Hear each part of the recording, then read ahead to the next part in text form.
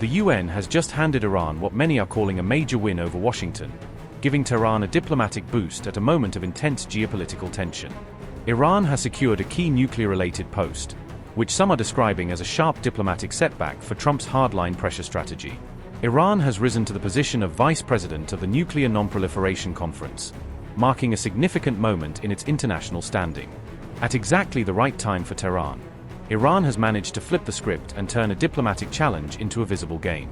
Trump's pressure campaign against Iran appears to have taken a hit, as Tehran has now secured a powerful UN-linked position that strengthens its voice on the global stage. Amid a paused war with America and Israel, Iran has risen in the ranks of the United Nations, marking a notable diplomatic moment for Tehran.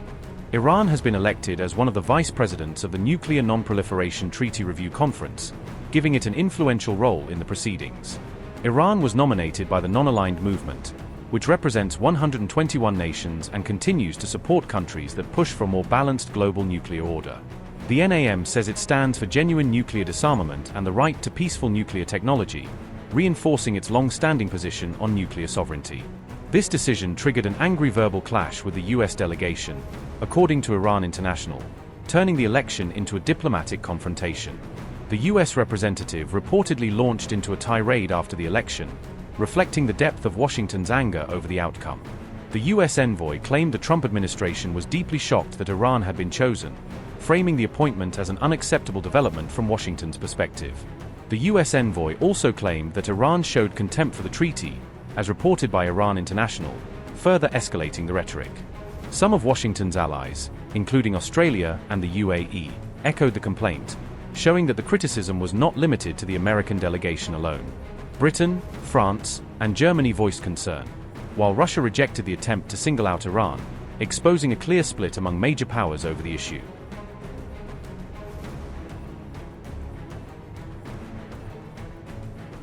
Iran's envoy to the United Nations, Reza Najafi, rejected the US accusations as baseless and politically motivated, sharply pushing back against Washington's criticism.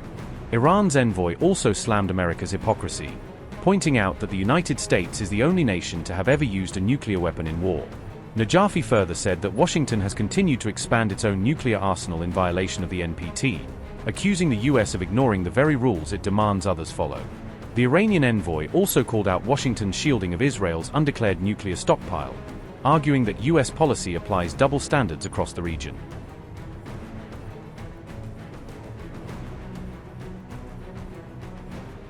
The world's critical waterways are not bargaining chips that belong to any one country. And now, maritime transit routes, which are truly the arteries of global commerce, that roughly 80% of global trade by volume moves through such waterways, they are too vital, they're too important to all of us collectively as a global community to be choked off, to be mined, to be weaponized,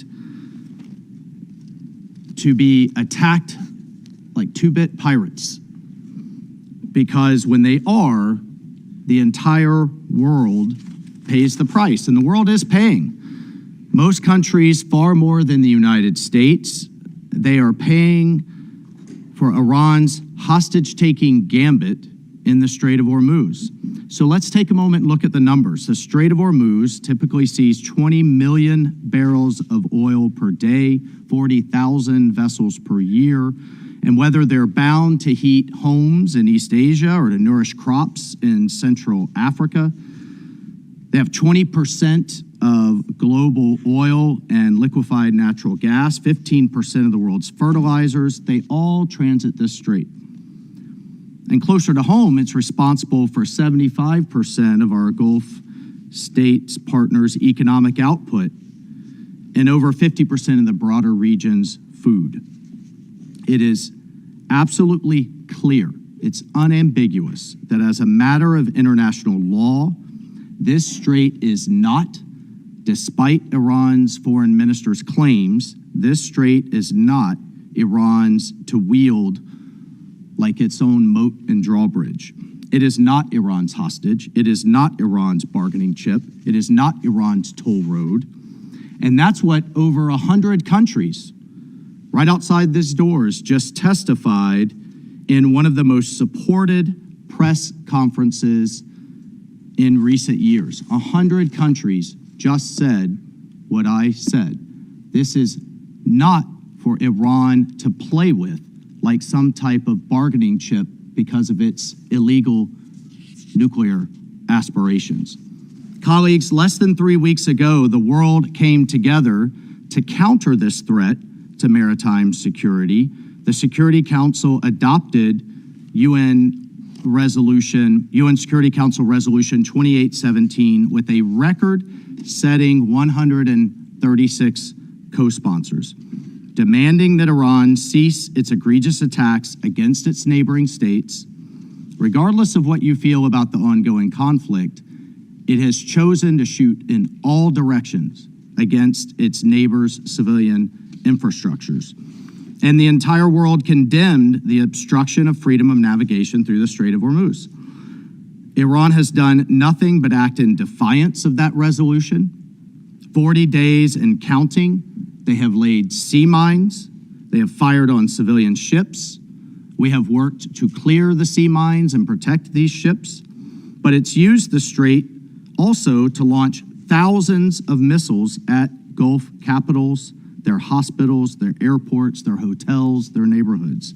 They have threatened to charge tolls, otherwise known as bribes, to allow ships to pass through the strait. And in true form, they have still tried to kill even more Americans than they have in the last 47 years. And this is why President Trump has directed firm action against Iran's threats in the maritime domain to safeguard the entire world's economic security and prosperity. In the name of God, the compassionate, the merciful, Mr. President, since 28 February, the United States and the Israeli regime have waged an unwarranted large-scale war of aggression against Iran in flagrant violation of international law and the United Nations Charter, particularly Article 2, disrupting maritime security and freedom of navigation and threatening regional and international peace and security.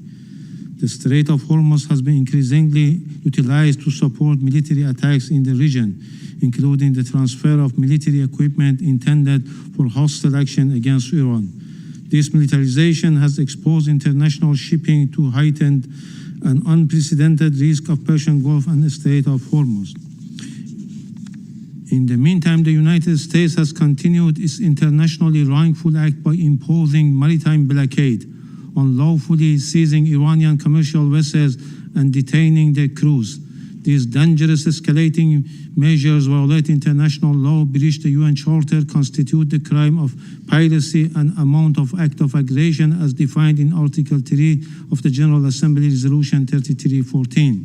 Mr. President, as the principal coastal states which the Strait of Hormuz lies within its territorial seas, Iran has taken necessary and practical measures consistent with international law to address emerging threats for safe and secure navigation, maintain the continuous passage of vessels, and prevent misuse of this vital waterway for hostile or military purposes. These measures are grounded in Iran's right and obligation under the law of the seas and its national laws and regulations, with a view to striking an appropriate balance between the security interest and the coastal states and the continued safe conduct of navigation in the Strait of Hormuz in a highly volatile environment. These practical measures will be carefully examined in light of the evolving circumstances. Iran is not a party to the 1982 Convention on the Law of the Sea. Accordingly, it is not bound by its treaty-based provisions, except to extend the specific rules reflected therein and universally recognized as customary international law. Lasting stability and security in the Persian Gulf and the wider region can only be achieved through a durable and permanent cessation of aggression against Iran, supplemented by credible guarantees of non-recurrence and full respect for the legitimate sovereign rights and interests of Iran. In conclusion, I categorically reject the allegation made against my country at today's meeting. Claims made by some delegation lack any legal basis. They serve only to divert attention from realities on the ground and the commission of an internationally wrongful act by the United States and its allies. Those delegations have once again exposed the double standards, demonstrating that their concerns for maritime safety and navigation is neither genuine nor consistent with their actions and positions. They assert the navigational rights must not be threatened, but deliberately ignore the United States' unlawful action, including the imposition of maritime blockade and its recent terrorist attack on Iran's commercial vessels, the conduct that bears the hallmarks of piracy and hostage-taking, and act like a pirate and terrorist group. Certain delegations have also misused this council by deviating from the agenda, aligning themselves with the aggressors and raising irrelevant and unrelated issues in the today's discussions. Mr. President, the responsibility for any disruption, obstruction, or other interference with the maritime transport in the Persian Gulf, Gulf of Oman, and the Strait of Hormuz lies directly with the aggressors, the United States and its supporters, whose unlawfully and destabilizing action have heightened tensions and endangered maritime safety and freedom of navigation. I thank you.